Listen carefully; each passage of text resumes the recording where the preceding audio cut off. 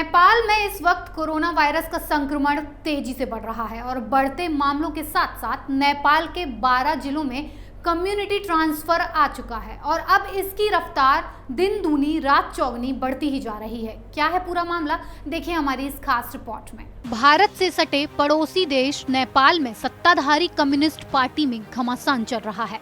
इसी बीच corona virus की रफ्तार भी नेपाल में तेज हो गई है।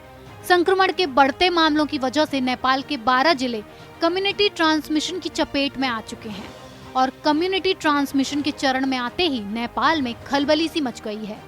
और तो और महिलाओं में संक्रमण तेजी से बढ़ रहा है, जिसके चलते ये बच्चों में भी बढ़ रहा है। नेपाल के स्वास्थ्य मंत्रालय ने इस बात की जानकारी दी है। भारत ने कोरोना महामारी के बीच नेपाल को 23 टन जरूरी दवाइयां भी भेजी थी और नेपाल के प्रधानमंत्री केपी शर्मा ओली ने इस मदद के लिए भारत के प्रधानमंत्री नरेंद्र मोदी को शुक्रिया भी कहा। जवाब में प्रधानमंत्री मोदी ने भी भारत नेपाल के बीच खास रिश्ता बताया और भारत कोविड-19 की लड़ाई में नेपाल के साथ खड़ा है, ये भी साफ कर दिया। भारत ने जो दवाइयां भेजी उनमें पैरासीटामोल और हाइड्रोक्लोरोक्विन की डोज शामिल है। नेपाल के स्वास्थ्य सलाहकार डॉक्टर सुरेश तिवारी ने कहा कि राजधानी काठमांडू सहित नेपाल के 12 जिलों ने कोरोना महामारी के कम्युनिटी ट्रांसमिशन में प्रवेश किया है। तिवारी जी ने कहा 12 जिले में से 4 में अब तक 1000 से अधिक सक्रिय मामले सामने आए हैं। इन 12 जिलों में सक्रिय मामलों का लगभग 73% हिस्सा है।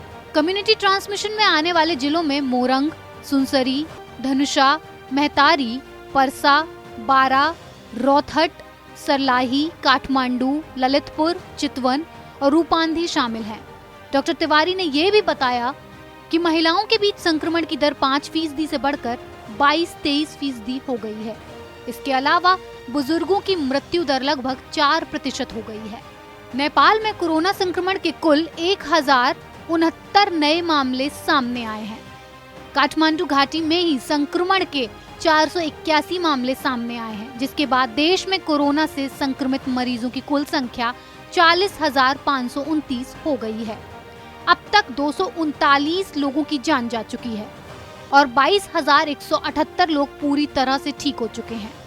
इससे पहले एक कर्मचारी के कोरोना पॉजिटिव पाए जाने के बाद नेपाल की कम्युनिस्ट पार्टी के केंद्रीय सचिवालय की बैठक स्थगित कर दी गई थी। उप प्रधानमंत्री एवं रक्षा मंत्री ईश्वर पोखरेल और गृह मंत्री राम बहादुर थापा घर पर सेल्फ आइसोलेशन में हैं। दोनों मंत्री केंद्रीय सचिवालय के सदस्य भी हैं। हाल ही में पोखरेल और थापा संकट प्रबंधन केंद्र की बैठक में शामिल हुए थे। सरकार ने कोविड-19 महामारी पर काबू पाने के लिए इसका गठन किया है।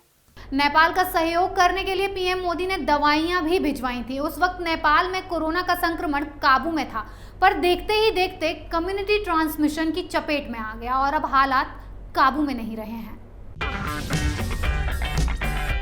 अगर आपको हमारा वीडियो पसंद आया हो तो इसे लाइक करें, हमारे चैनल को सब्सक्राइब करें और हाँ, बेल आइकन दबाना ना भूलें ताकि आप तक हमारे वीडियो की नोटिफिकेशन पहुंचती रहे। आप अपना सुझाव हमें कमेंट बॉक्स में दे सकते हैं। हमारे साथ जुड़ने के लिए शुक्रिया।